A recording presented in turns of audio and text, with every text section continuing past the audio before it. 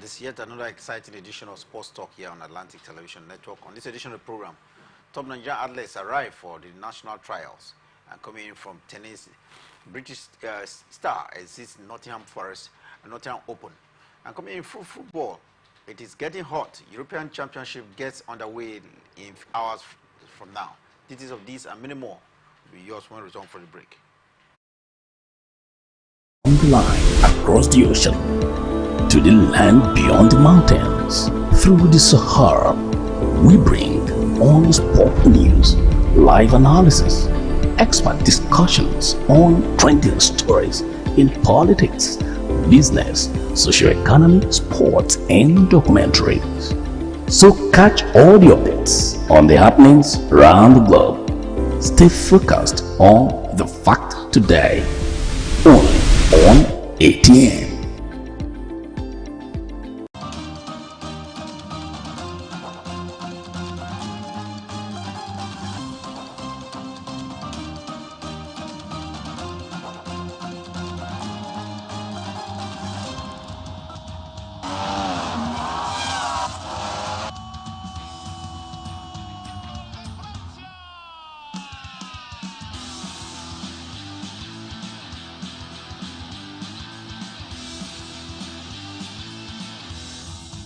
Telling him not to counterpunch.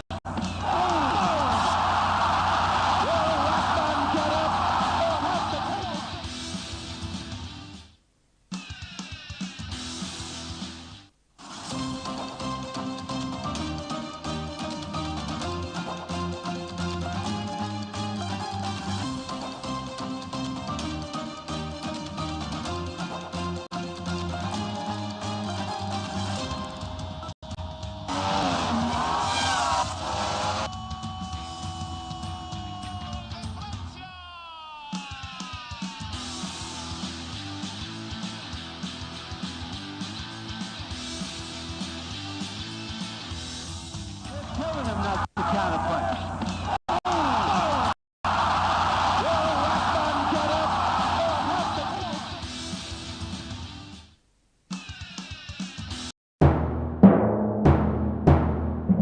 Corruption not in my country. Driver, why you just dey jack us up and down like this now? I hope nobody carry belle o. Why you ask oh? Because this road wey you dey see so, e no guarantee safe delivery o. We just dey vote for government, but we no get good governance. At all. Road so e no dey, light o usa, the infrastructure nko e come turn to be forbidden fruit for the city. Corruption, well everything.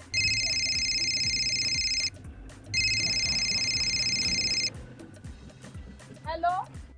Hello, madam. Good afternoon. Good afternoon. My name is Mrs. Ayeni. I am calling from the Ministry of Humanitarian Affairs. Okay, I've been expecting your call. Madam, remove this your phone from loudspeaker. No vex, now my phone be like that. Hello? Are you there? I hear, I'm hearing you. Yes. We saw a copy of your invoice for computers, printers, and laptops. Yes. Are you working on them now? Ma, the prices you quoted are way too high now. Madam, sorry please don't cost. We found the laptop you said is 1.8 million naira for 600,000 naira. Hello? Now my body network there.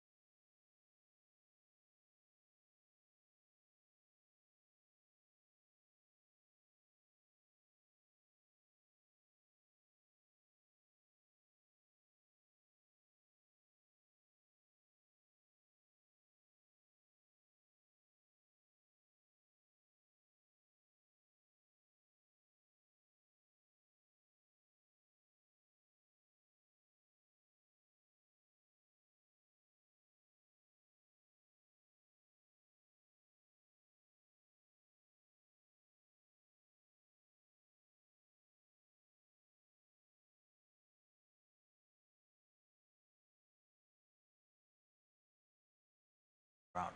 How far Emma Raducanu go? We keep our fingers crossed, but she was able to take out her opponent at the Nottingham Open, 6-2, 6-2, straight set win.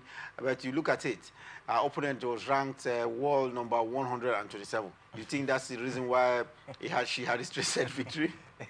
I think so, because not really a very strong opponent. That's why I said it is difficult to say Emma Raducanu is back despite getting to the quarterfinal. She still has a lot, to do before we can actually, put our minds together to say, okay, she's really back, in her form. And for me, I think she still has a lot to do. Let's just keep our fingers crossed and see how she progresses. Well, the Wimbledon is, of course, to take place in England. You now know why British tennis players have been in focus. Cameron Norrie, as well, remember, was replaced by Jack Draper as the British #1 only on Monday. Can Jack Draper carry British hopes to the Wimbledon? We saw him in a surprise 1-6, 6-4, 6-4 loss to Bellingham Jones. Is this the way to go for Draper? I don't think so. Mr. Shuri, of course, I think you agree with me that most of the British players did not live up to expectation for some time now. Talk about Cameron Norrie. We've not seen them win the Wimbledon for a long while. Yes. Andy Murray, Daniel Evans, even Emma Raducanu we just talked about. They've not been fantastic. So I don't think him taking up that spot of Cameron Norrie, he will be able to stay long and be able to prove himself. So we just have to keep our fingers crossed, and see how he progresses. The British players, they've not been that top-notch. And at this point, we expect to see how far they will go. The Wimbledon, of course, is just at their backyard. And I think for me, they should be able to do everything they can this time to see how they can challenge for it. If my memory serves me right, way back 2013, that should be the last time we saw Andy Murray win the Wimbledon, and since then we've not seen the British athletes win the Wimbledon. And talking about Wimbledon and Andy Murray, are we expecting to see Andy Murray as a swan song tournament? A lot of people think that he will retire after the Wimbledon. Is this possible? I think so, because the man has actually said that this is going to be his last season. Take a look at the way he struggled so far. We saw him, I think, at the Nottingham Forest, where Nottingham Open, where he was actually being hosted out in the first round of the competition. You will see it was a very abysmal outing for him, getting prepared for Wimbledon, which he has actually won before. And I think for me, you take a look at the way he's played so far, he has not been fantastic. Since he had that hip surgery in 2019, the man has been struggling to find back his mojo, to find back his form, and it hasn't been the best of performance, of course, for Andy Murray. So he has rightly said that this is going to be his last season, and we'll see how far he'll be able to go in the Wimbledon. Maybe he might be coming out for this one, but I tell you, Mr. Shiri, it's still going to be a very, very difficult road for Andy Murray this time. Difficult road expected to confront Andy Murray ahead of the Wimbledon. We just hope he can get it right. And talking about the Wimbledon, top players are beginning to prepare for the third Grand Slam of the year. One of them is Rafael Nadal. Everybody knows him to be the man who have won more, I think, at the French Open. But as for Wimbledon, I think he's won just only 3 times or so. Kingsley, he is saying that because of the Olympic Games, he will not be taking part at the Wimbledon. Do you think the British fans, especially, will be missing Rafael Nadal, one-time world #1 in tennis, that crashed out at the very first round as he just concluded French Open? I think everybody's going to miss Rafael Nadal. We saw what happened at the French Open, despite the fact that he was actually being knocked out in that one area. We're talking about Alexander Zverev. The man went as far as to the final. Yes, it was in the first round, and it was so abysmal for a man who has won that tournament for 14 times. Everyone expected him to bounce back, but of course you shouldn't have that high expectation, because the man has been injured for some years now, and he's just trying to bounce back. And I think for me, skipping the Wimbledon is a good one. Trying to represent, of course, his country at the Olympics is actually a very huge one. I think maybe this is going to be the last time he's going to be representing, his country down there at the Olympic game, and he has to give out his best. So participating in the Wimbledon and taking a look at the fact that his body is not that, strong enough, it's going to actually stretch him out, heading down to the Olympics this time. So for me, I think it's a little bit of a good decision for Rafael Nadal, but I think the fans will be missing, his presence in this particular one. If he has graced this one, I would have actually add a lot of, spark, to the tournament. And talking about the Olympics, we hear he'll be playing the double competition with his prodigy, talking about Carlos Alcaraz, and that would be a very good combination, of course, to watch out for. So let's just see how it goes for the man. Let's see how the decision will help him at the Olympics. Let's hope the body of Rafa Nadal will fit it off for him to compete. If one-time world number one, now world number 264. That shows you how he has been out of action, especially last year. He didn't take part in any top tennis tournament at all. This year, he's barely taking part at the French Open. So Rafa Nadal, we hope he can give his best at the Wimbledon. Off the Wimbledon. He's saying he's preparing his body for the Olympic Games. That will be his very last tournament at the Olympics. So he hopes he can get it. He's won the Olympics before. We just hope that he can get himself very ready in this one. But it will be wonderful to see him, play the doubles, with his, that's a godson, so to say, Carlos Alcaraz, the man who just won at the French Open. Let's stay away from tennis now and go to golf. And talking about golf reminds me that the U.S. Open is the biggest event ongoing right now in golf. And one man that is on the radar for everyone is Rory McIlroy. This will be his first major in a decade. Is this possible? Can Rory McIlroy get his first major in the United States of America? I think he can. You take a look at his form. Actually, number 3 now at this point in time. 35 years of age. I think for me, he has what it takes, of course, to be able to go all the way, in getting this one. He's actually a 4-time winner for the Northern Ireland, and for me, with that, in his CV and his pedigree, what he's been able to do, I think he can possibly go this time around, and make this one. So it's going to be a little bit competitive, but for him to be that very much optimistic, I think he has what it takes, to be able to, get this one done and dusted. Well, we'll keep our fingers crossed on it and see how it goes. But Rory McIlroy, world number 3 right now in golf, is looking at seeing how he can get his first major in the United States of America in the last one decade. It's looking very difficult, but let's see. Golf is one event where sometimes it becomes very unpredictable. But if you talk about top-level golfers, Rory McIlroy stands very tall there. After all, he's world number 3. Time for us to take a quick look at maybe just one item before we go into football. Talking about the events of the last few days here in Nigeria. Kingsley, aftermath of what do I say now? That's a bleak future of Nigeria participating in the 2026 FIFA World Cup. Very crucial decisions were taken yesterday in Abuja in a meeting between the Nigerian Football Federation and the sports minister. Maybe we'll just take a look around some of those decisions. First was that there will be a foreign coach ahead of the September qualifiers for Nigeria. All right. I think we just have to keep our fingers crossed with that. But it's actually a very dicey one. Actually a very dicey one at this point in time. And I feel pity so much, for Finidi George because he was just being appointed, and this happened. It's a very, very sad. It's just been barely 2 months on the saddle. Yes, and this happened is a very, very pitiable one. Everyone thought, of course, he would have actually give out his best, and see how he'll be able to roll along with the team. Although we understand that Pesero actually played 2 draws in the qualifiers, and he came and played 1 draw and lost 1. That is not a very impressive result. And looking at the chances of Nigeria qualifying for the 2026 World Cup is a little bit slim, because we have about 6 games remaining, which comes up next year. And if we don't get at least, if we don't win those 6 games, the chances of the Super Eagles qualifying for the World Cup will be very slim at this point. So I think, going for a foreign manager this time around really going to cost the NFF. But is it the best decision at the moment? That is what, I can't really tell at the moment. Should Finidi be given a little bit of time to see how to put himself together as well as the squad? I think for me they should.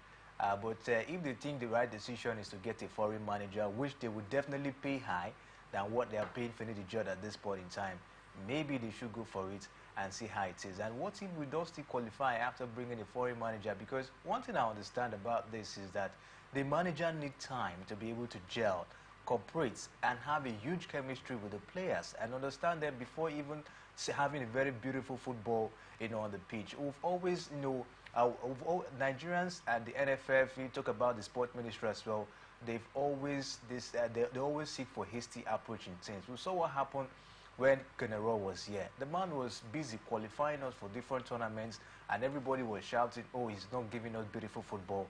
And see what the man is doing for the Benin Republic at this point. Pesero came in and was able to put a very good squad together, took us to the African Cup of Nations in Abidjan, and took us to the final. And the NFF said they couldn't continue, they couldn't pay, they won't be able to pay what he wants, and they let the man go. And bringing Finidi George, home-based coach, and you're not giving him time. We just hope for the best, come next year. Qualifiers. Nigeria was in at the 2018 last World Cup, you remember, and missing out consecutive on the World Cup would be one paying too many on football following Nigerians, which are in very large number. Kingsley, you think, like you said, yes, it needs time, but not at the expense of going to the World Cup. Not at the expense of going to the World Cup, but the NFF, they should have actually thought it right. Oh, will Finidi be able to do the job? Does he have what it takes? They would have gone for a foreign manager if they actually think he won't be able to do the job. Of course, Finidi does not have a very huge experience when it has to do with coaching. We understand Emmanuel Munike was also on the list, which everybody thought could have been the favourite man to have led the Super Eagles of Nigeria. But they left Emmanuel Munike and went for Finidi George. So why are they backing out at this point? If they weren't ready to give him time to gel with the team, why did they give him the job? So for me, I think it's actually a hasty approach, and going for a foreign manager, we just hope if that will work. And at the end of the yes, it will be very embarrassing if we don't get to the World Cup. This is World Cup after missing out the Qatar World Cup. But I think they should have thought it right before appointing Finidi George. Finidi George has not been asked. He's still with the team. Do you think he will be comfortable working? I would just have to keep our fingers crossed and see how the NFF will go about it. Like I mentioned earlier, they would have thought it right to see if they can actually appoint a foreign manager than actually bring in a home-based coach. Why didn't they bring Emmanuel Munike? We understand that the way at which Finidi was actually being appointed was not done properly. We understand there was no interview. Finidi was just, picked by the NFF to come lead the Super Eagles of Nigeria. I think for me, they should have, probably gone a thorough process in this appointment. But at this point in time, for me, it's a sad one, not being able to put the team together, and now they are calling on him, of course, to resign and looking for a foreign manager. The NFF should try as much as can to see how to stabilize things. We understand, yes, not going to the World Cup will be a very huge embarrassment to the country and as well the NFF, but they should be able to see how to put things right. For Finidi, I don't think it would be a good one if he's been relegated down to be the assistant coach. Wow, Finidi George having a very torrid memories of maybe his last 2 months. He's played, been in charge of the Super Eagles of Nigeria. He's played 4 games, lost 2, drew 1, and won 1. And the most important one is the World Cup qualifiers. He's played 3 games, 2 games, right? And he's lost 1 and drew 1. 2 games in the qualifiers. That's what I'm saying. He's lost 1 and drew 1, especially at home, which is not a very good result. But we'll keep our fingers crossed and see in the days ahead immediate reaction of Finidi George to the decisions taken by the sports minister in conjunction with the Nigerian Football Federation yesterday. But right now, it is clear that ahead of the next game in September, it has to be a foreign coach that will be coming. Who will be the coach? We don't know for now, but our fingers are crossed. I'm hoping that this there will be, the coach that will be appointed will be one that can take Nigeria to the World Cup. There are 6 games remaining at the World Cup qualifiers, and if we win all 6 games, we'll stand a chance of still going to the World Cup. But will allow you to win 6 games on the bounce. It looks very difficult. South Africa is eyeing it. But the Republic as well, leaders of the group right now, who say do not want to go to the World Cup. And so a lot, after all, General had qualified Nigeria for the World Cup before, so he could do the same with Benin Republic. Really, really sad that Nigeria is having to travel on the very tortuous road now ahead of the 2026 FIFA World Cup that has been expanded. And with 10 countries, hopefully representing Africa at the World Cup, it looks very, very sad that Nigeria will not be among the first 9, and maybe they stand a chance now of going through the back door, which will be the qualifier with another team from outside of Africa. What we'll keep our fingers crossed and see how it goes. Time for us to take a break. When we return from the break, we'll still give you some more football stories, especially what is happening on the local scene. The Nigerian Professional Football League has just about 2 games to the end of the season, and controversial decisions are beginning to arise, and rear their ugly heads across.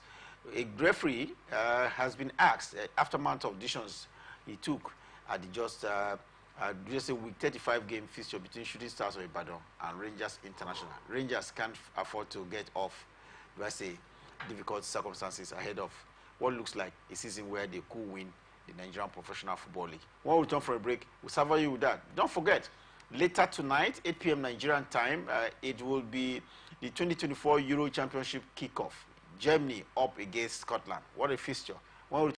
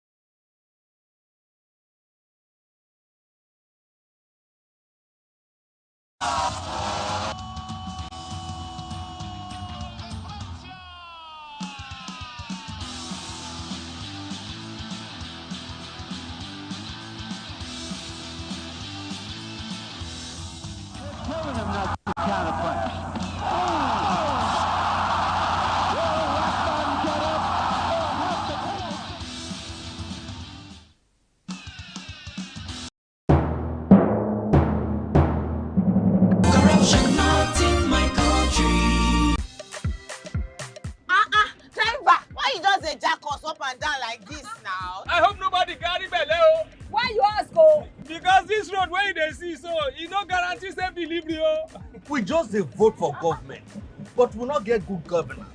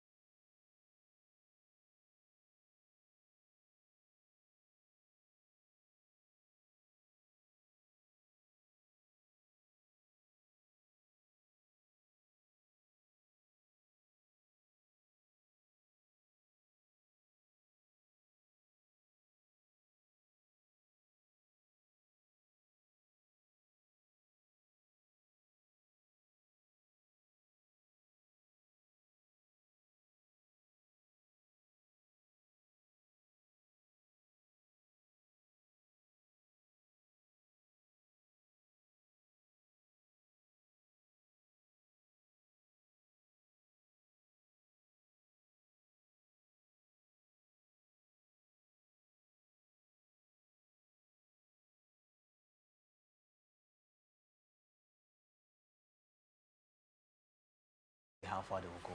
Fingers crossed for the Super Falcons drawn up into Group D of the FIFA World Cup. And now I think we just might get back to the Euro Championship. It starts 8 p.m. Nigerian time. The 17th edition of the Euro Championship starts 8 p.m. Nigerian time today.